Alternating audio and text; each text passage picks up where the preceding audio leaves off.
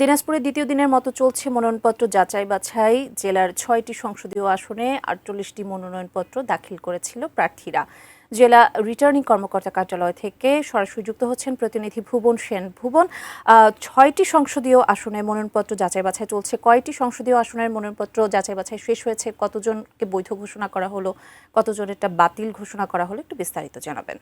এই মুহূর্তে আমি রয়েছি জেলা রিটার্নিং কর্মকর্তার কার্যালয়ের সামনে। কিছুক্ষণ আগে এই যে মনোনয়নপত্র যাচাই বাছাই কার্যক্রম, সেটি কিন্তু এই যে সভাকক্ষের কাঞ্চন হলে যাচাই বাছাই কার্যক্রম কিছুক্ষণ আগে শেষ হলো। গতকালকে যাচাই বাছাই কার্যক্রম দিনাজপুরের ২টি সংসদীয় আসনে হয়েছে, দিনাজপুর ১ এবং দিনাজপুর ২। সেখানে দিনাজপুর ১-এর যে স্বতন্ত্র প্রার্থী, তার মনোনয়নপত্রটি স্থগিত বা অবৈধ ঘোষণা করা হয়েছে। কারণ দেখিয়েছেন যে তাদের যে ১% ভোটারের যে স্বাক্ষর, সেটি তিনি নিতে পারেননি, তার কারণে তিনি অবৈধ ঘোষণা করেছেন।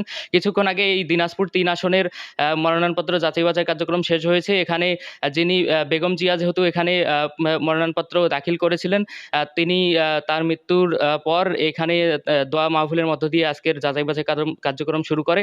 এবং যিনি বিকল্প প্রার্থী হিসাবে দাঁড়িয়েছিলেন দলের নির্বাহী কমিটির সদস্য সৈয়দ জাহাঙ্গীর আলম, তার মনোনয়নপত্রটি কিছুক্ষণ আগে জেলা প্রশাসক বা জেলা রিটার্নিং কর্মকর্তা রফিকুল ইসলাম তিনি কিন্তু বৈধ ঘোষণা করেছেন। এই যে দিনাজপুর সদর ৩ আসনের মনোনয়নপত্র সব মিলিয়ে যাচাই বাছাই শেষে ৯ জনকার মধ্যে একজনকে অবৈধ স্থগিত করেছে রিটার্নিং কর্মকর্তা। কারণ হিসাবে দেখিয়েছেন যিনি কমিটির সিগনেচার তিনি নিতে পারেননি, যার কারণে তার মনোনয়নপত্রটি স্থগিত করা হয়।